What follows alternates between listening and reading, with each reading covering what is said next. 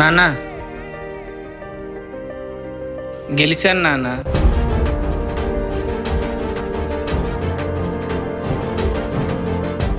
నాన్న సంవత్సరానికి 8 లక్షలు నాన్న ప్యాకేజ్. పొలం మన అప్పులన్నీ తీరిపోతాయి నాన్న. నాకు తెలుసురా నా కొడుకు ఎప్పటికైనా సాధిస్తాడని. ఈ మాట చిన్నోడికి చెప్పావా? లేదు నాన్న. అయితే నేను వెళ్ళి చెప్పేసి వస్తా.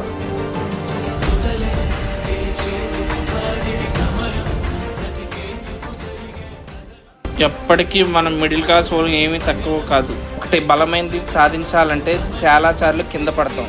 అయినా సరే దాన్ని తెగించి మనం ముందడుగేస్తే మన లక్ష్యం మన సొంతం అవుతుంది.